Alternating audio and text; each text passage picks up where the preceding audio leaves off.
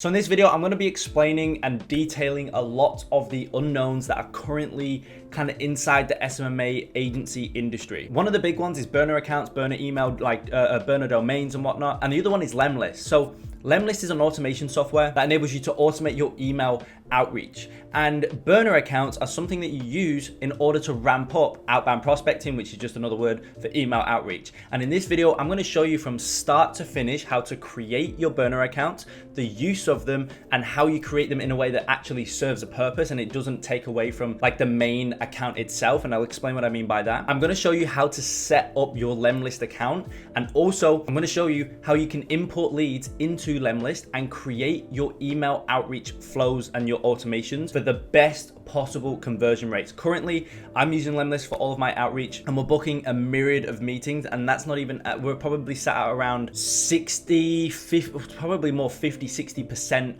of our output, and we're about to ramp up in the next week to 2 weeks. We're going to start to really ramp up. We're just basically getting the lead side dialed in, and then we're going to ramp up the outreach side. And basically the way that I'm going to be doing it, we're going to be sending around 500 emails a week to get kick-started at 100%, and then we're going to start to ramp up once we hit KPIs and whatnot, and we're already currently above KPIs. And so as I say in this video, I'm going to show you the exact way that we're setting all of that up inside of Lemlist, the exact flows, the exact automations, the exact contingency plans, and all that good stuff. So make sure you stick around to the end, because you're basically going to get my exact technical view of how I'm conducting all of the outreach right now at Bax Consulting. And I'm also going to walk you through, as I say, a bunch of other stuff as well, which is going to massively help you hit your email outreach KPIs, book more meetings at a higher volume, and of course, ramp up your agency. Now, as always, guys, these videos take me quite a while to create, and I'm kind of putting a lot on the table. Especially in this video, I'm going to be showing you a lot. Like, this is probably going to be the only outreach video you need to watch in regards to how to set everything up. I'm going to show you all the automations, everything. I'm giving a lot away, so all I ask in return is that you go ahead and smash the like button and subscribe to the channel. I really appreciate it. It really helps me see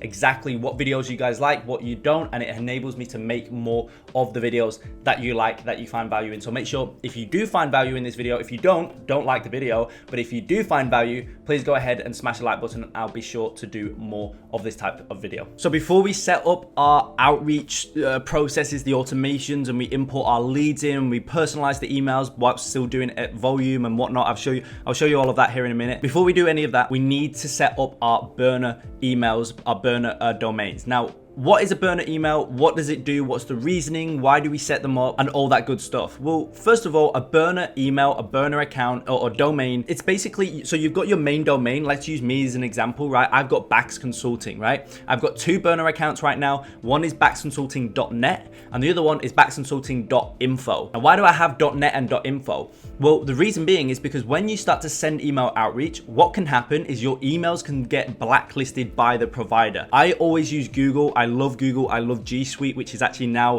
the name has been changed from G Suite to Workspace now. However, the email has the tendency, has the ability to potentially get blacklisted. Now, if that's on your main domain, if that's on your baxconsulting.com, for example, my main domain, then that's going to be an issue, because now when I email clients, when I email my accountant, when I email lawyers or whatever it is, right, I'm going to be going straight into spam, and I'm not even, I'm just literally reaching out to a client. Or even if I've never emailed my mom, but for example, if I email my mom or my parents or whatever, like I'm going to go straight into spam. Now that produces an issue. So what we do to combat that is we create something called a burner email or a burner domain. And what that basically is it's a throwaway domain. If that gets blacklisted, we don't care, because it's not the main domain. Okay, I hope that makes sense. You can just throw it away and you just get another one. Nobody cares. Whereas when it's your main domain, you can't just throw it away, because that's what everything is connected to. So you get a different one, which I'll show you exactly how to set up here in a minute. So you create a new one, and it's just, as I say, it's called a burner account, burner domain, a throwaway domain. And then from there, what you basically do is you redirect it. So if you was now to go into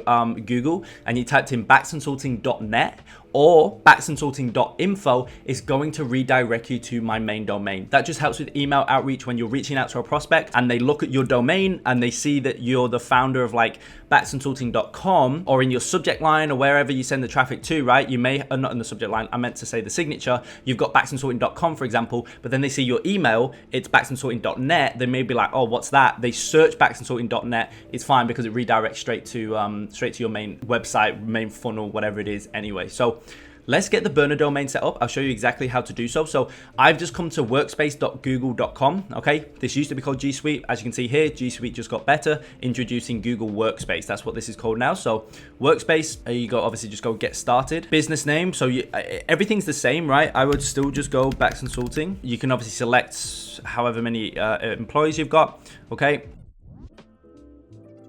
Now, here is where you would go, I'd like to buy a domain. I highly recommend, I messed up my baxconsulting.com domain. My main domain is through Enom, which is another domain provider. And I bought that years ago. I hugely messed up. If you're going to buy a domain, do it through Google. Just do yourself a favor and buy it through Google. I promise you, I've got no affiliate links. I've got no reason to push you through there. The only reason is that it's just the best place you can get your domain from. So get your burner account or your burner domain through Google. The way that you do that, you would, if you already have one, you've made a burner account through something else, obviously just go, I have a domain. Or ideally you'd like to go, I'd like to buy a domain through Google. Okay, so here, my main domain is this. Okay, this is my main domain, right? baxconsulting.com. You can see that baxconsulting.com didn't show because it's already taken. Okay, so that's my main one, right? baxconsulting.com. Now, a burner account would be something like baxconsulting.net. But I've already got .net, right? Another something else you could do is like .info. I've already got .info, right? Or you can just go baxconsulting. And you can just come up here and you can see, right? You could go .org, right? This would be a burner account, right? It's going to say that it's available, $18 per year, right? baxconsulting.org. That's a burner account. I wouldn't do .org though. Something else that you can do as well. In my instance, right, I could go Bax like that, okay? Consulting.com. So you can see I've done the 2 X's here, right? baxconsulting.com with the 2 X's. Now I can search that. It's probably going to be available. Yep, available, $18. That's a burner account. Something else that you can, so you can kind of do a bit of a spelling, not mistake, but you know, you could do something like that, right? Where it's like Bax, you could do something like that. Okay, bax-consulting.com, that's available, right? So that's kind of how you create your burner account, okay? So once you've found your burner account that works, like and you're happy with it, right? For example, bax-consulting.com, right? I'm actually going to buy this domain because I could use it. It's not going to go to waste. Obviously, just fill this out. Okay, so once you go through, you put in obviously your address. You just basically buying the domain. Just go no thanks. So now here, obviously, you're going to come to this this page. Now this is where you want to create your actual email address. So it's already with the burner domain now, as you can see there, right? It's at bax-consulting.com. That's already your burner account. And now for the username, obviously, just do your first name. Just like that. So now this email is going to be kai@bax-consulting.com. Choose your password. And then we'll just go agree and continue.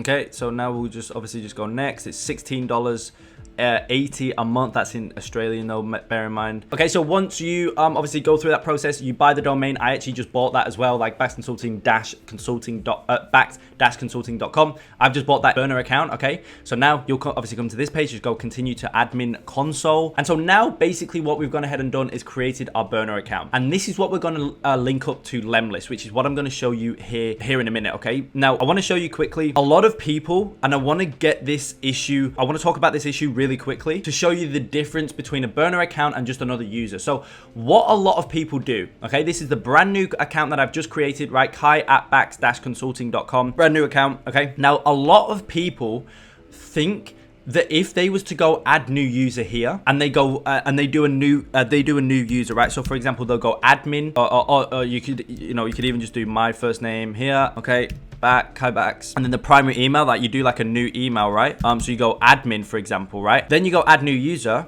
Most people would think that is a new, if we go ahead and refresh, that user, this new user is a burner account, right? Because it's not the kai@bax-consulting.com, it's admin@bax-consulting.com. That is not a burner account. The burner account is associated to the physical domain. You want to change up the domain, not just the user, right? Because if this gets blacklisted, it's not admin@bax-consulting that gets blacklisted. It's the bax-consulting.com that gets blacklisted. So that's what we need to change up, okay? Just wanted to get that clear because I think a lot of people think that that's domain or burner account. That isn't, okay? Now, we've set it up. We've got our burner account here ready to go, right? kai@bax-consulting.com. So we're going to come into Lemlist. Now, this is just literally lemlist.com, okay, as you can see here, and I've just gone create account. Now, obviously here, this is where you're going to put in your burner account. As so, Obviously the password, you can see my other burner accounts here as well. But yeah, the password. Every time you do a new burner account, you want to create a new Lemlist account for that specific domain. Technically, I don't believe you need to, but I think it's just far better keeping everything separate, okay? Now, once you go through, obviously you're gonna come to this page. Now, you wanna go through the setup list here, and you just wanna set everything up. So, obviously, create your account, right? Connect your email provider. So this is where, again, you're gonna log in, right? We're on G Suite, which you should be. This is where you're gonna log into your burner account, which is this one we've just created here. We're gonna go ahead and log in because everything wants to be through this burner account. That's the reasoning. That's the idea behind it, right? All right, let's claim those. Okay. All right. Okay, so now we've created our burner account. We've connected the burner account. There's a couple other things. I'm not going to go too technical or too detailed in this video. I want to keep it quite high level for Lemlist and the setting up of Lemlist. I really want to go through the creation of the burner account, which we've done. Now I want to look at creating a campaign and a sequence. So you should already have your email sequence set up and your scripts created. If you don't, then obviously I've got a myriad of videos on this channel going through emails and how you can create them and all that type of stuff. So I'm going to assume that you've already got your emails set up, created the sequence laid out and whatnot. So now it's about relaying that sequence into Lemlist and basically getting the entire thing automated. So let's get into it. Now, campaign name is just basically, as you can see here, campaign name, right? You can see this is going to show over here in between no name. All right, now let's go into leads. Now, leads is what I can see, by the way. You can see that updated over on the left-hand side there. Now, leads is something that's super, super powerful with, or the leads section is something that's super, super powerful with Lemlist. Now, what you want to do is you always want to create a CSV. I mean, you can do these other ones. We've never, like if you, for example, if you have a bunch of leads inside of Pipedrive, or you have a bunch of leads inside of HubSpot or whatever, you can transfer it over. The most universal one that you're going to do is basically upload a CSV, right? That's the most common one. That's what you're going to use most of the time. So you want to go ahead and upload a CSV. Now, you want to create your CSV file in a specific way. Now, what you basically want is a couple different columns, and I'm going to walk you through here how you can create those columns and how you can basically relay it back into Lemlist. Okay, so I'm not going through lead sourcing properly. I'm not actually finding the brand itself or any sort of verified, qualified brands or anything. So what I'm going to do is I'm just going to use an example, okay? So business name, I'm going to use myself, okay? So the business name would be Vax Consulting. The owner's first name would obviously be, in this case, Kai. Email, kai@vaxconsulting.com. Okay, personalized first line.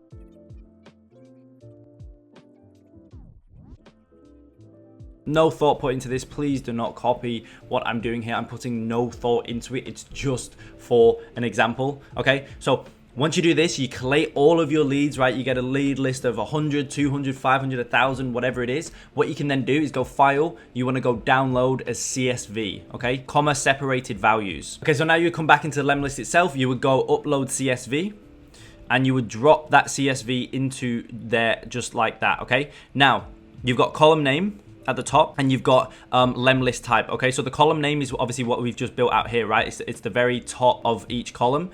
So we got business name, we got owner's first name, we got email, and we got personalized first line. So now what you'd want to do is you would want to come into the Lemlist type and match up accordingly. Okay, so we've got in Lemlist type, obviously business name is just going to be, I believe they call it company name as such. Owner's first name, obviously it's just first name.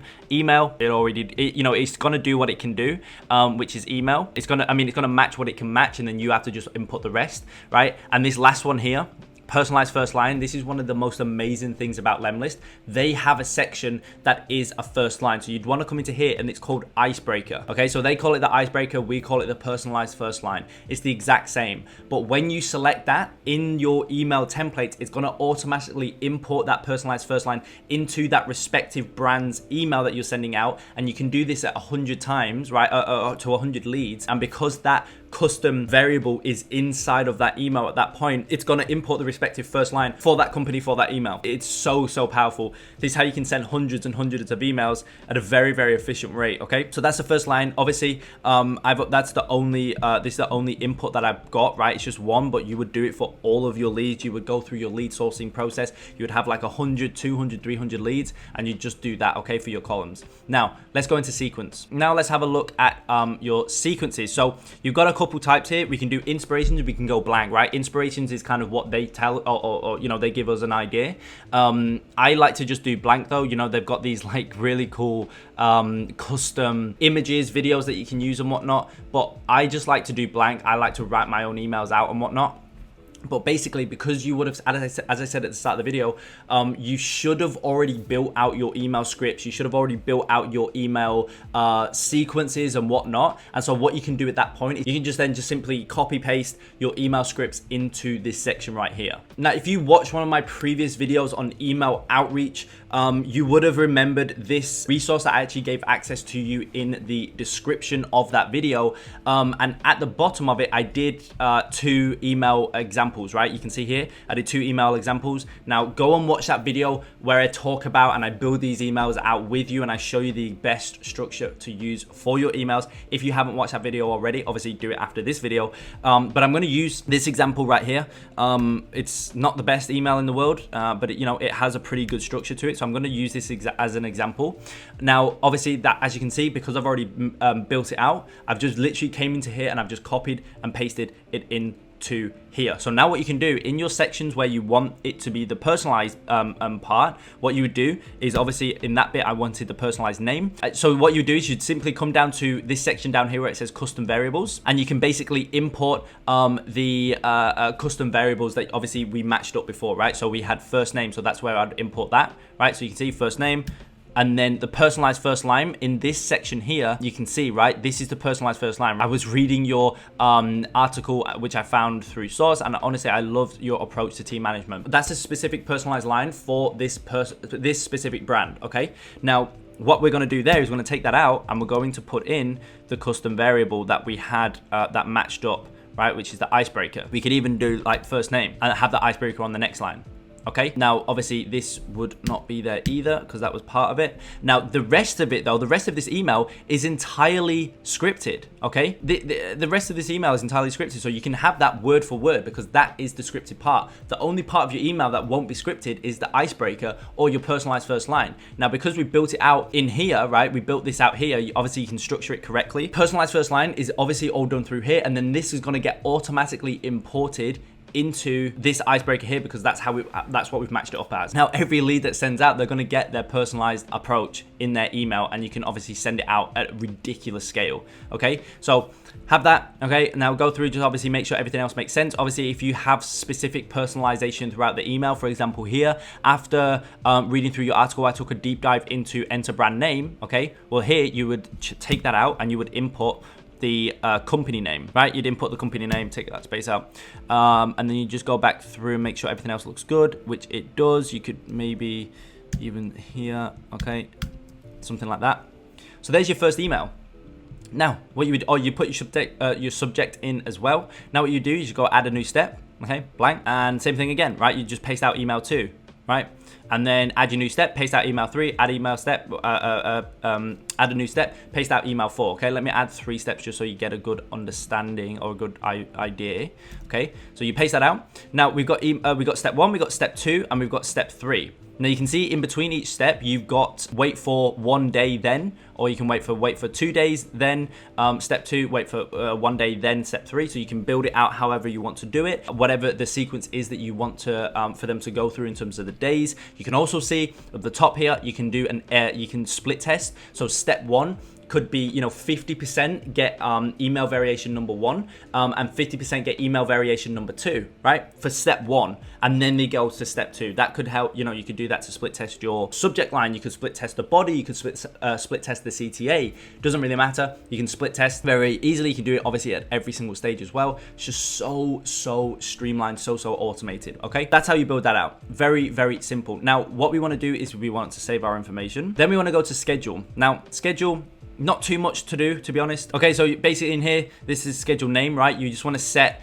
the time zone. I just do my local time zone. You can do, or you can do like a more universal one, like New York. I've got one of my campaigns right now is running on like a New York time zone. That's just super basic stuff. And you can also here where it says reach a new lead every, so this could be every 5 minutes. You can see here, this will reach 108 leads per day. So this is where you depict how much, how many emails get sent per day, okay? This one, in this case, is going to be 108 from this one domain. Remember, you can have 2 burner domains. So this could be one of your domain accounts, and you have another account that also sends another email every 5 minutes like this. If you go to 10 minutes, then it's obviously going to half, and you can see it automatically updating here as well, right? Every time I send the, increase the minutes, right? It's going to decrease. So if I've gone to 10 minutes, it decreased down to 54 leads per day. So you can keep it under the radar. You can warm up like that. You can also put your email through this thing here called Lemwarm. Okay, through it up here. It's called Lemwarm. Put your email through that. It's going to warm it up. Okay, your burner account, even though it's a burner account, you still want to make sure that you are warming up your account. Okay, now as I say, you can select your however many leads you want to send per day. Because it's a burner account,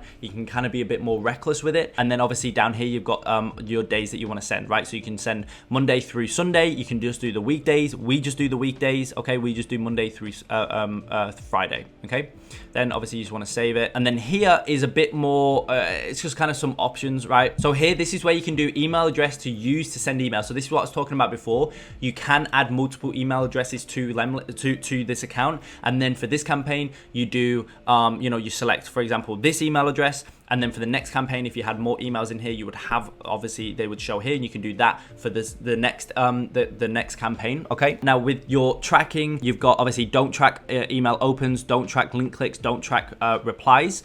Obviously, you want to track as much as you can, so you just want to turn them off all the time. You want to make sure that they're not on. And then here, this is super important, okay? Stop sending messages when your lead replies on an email, clicks on a link, or opens an email. So depending on how you structure your funnel, you can build it or you can base it around any one of these. Usually you're just going to have it where they reply to the email, right? If they reply with interest, you don't want them 2 days later or 1 day later or 5 days later, whatever you've got it, however you've got your steps set up as. You don't want them to get the next email saying, why didn't you book in a call, or you should book in a call, if they've already booked in a call, if they've already replied, or whatever it is, right? You don't want them to get that follow-up email. So you want to make sure that this is on, right? When they reply to an email, you can add this on as well if they click to a link or if they open an email. The last two though, you're going to have to ensure that you build your funnel around that movement that they're going to make, okay? Whereas with the replies to emails, you don't really need to build a backend around specifically to that. Now, the next one is create a new task when your lead replies to an email. You can, there's a couple different things that you can do here, but I'm not going to go too technical with this because, as I say, I want to keep this video quite bird's eye level view. And then at the end there, you've got experimental, right? Check these options only if you're sure you know what they do. So that's basically where you automatically review new leads inserted into the list, okay? You can check that on, but it's a bit more technical, it's a bit more deep. You don't really need to, it doesn't really matter. And then what you do at the end of that, you go create campaign. We just built out our campaign. We're importing the leads, and that's pretty much how you create your campaigns with Lemlist through using this automation, how you create your burner accounts, why you want to create the burner accounts, and then also you can obviously do all of your split tests through the sequence. A lot of the stuff is going to be done at this level here, okay? A lot of the testing, a lot of the changes, a lot of the impact that you're going to have on your emails, whether it works or whether it doesn't, is pretty much going to be done at this sequence level, right? How many days do you leave? What's the email itself contain? What are you split testing it? Are you not split testing it? What are your subject lines and whatnot? Okay, and then from there you can obviously create new campaigns via this tab down here. You can create a brand new campaign, and it's basically going to give you a new campaign here. Okay, as you can see here, no name. Now, pretty much that's it, okay? That's pretty much it. Now, if we come back into, we'll go into this one, right? And we go into this tab here, which is a bit of an analytics tab. This is where then, once you've got your entire campaign fully set up and it's running and whatnot, you're then going to be able to come into here and you're going to be able to see your stats, which is another reason why Lemlist is so good. You can see your stats. You can see that how many you've sent, percentage of your open rate, percentage of the click rate, which is basically if you've got any links in your emails, what percentage of the people who open the emails, what percentage of people click on the link in those emails, and you've got your replied rate and you've got your interested rate. Interested rate, you've got to do manually. You've got to manually mark them as interested, and then it's going to calculate the percentage. But that's why why this works so well, because then you can really troubleshoot your entire campaign from this screen right here. You can see exactly at each stage what's working, what isn't, why the overall campaign isn't working. I had a student yesterday reach out to me in regards to his email outreach campaign. He sent me a screenshot of his Lemlist. I'm pretty sure he was getting like a 15 to 20% reply rate. He was doing really well, but he wasn't getting any booked meetings. So I literally gave him a bunch of actionable things, and literally this morning I put up a post in the Facebook group saying that he actually closed, I think it was 2 to 3K a month client, right? And that was just because we we made the correct iterations based on the data that we can see, okay? And we can see that data from this dashboard right here. So overall, that is a bit of a broad Lemlist walkthrough, 30,000 foot Lemlist walkthrough. I hope it makes sense. I know I was jumping around from place to place. Didn't really plan too much of the video out. I probably should have planned it a little bit better. I apologize if it was a bit all over the place, but I hope it brought some kind of clarity to how you can use Lemlist in conjunction with burner accounts. So if you did find value, as always, make sure you go ahead, smash the like button. You guys know what to do. Smash the like button, subscribe to the channel, and I'll see you in the next video.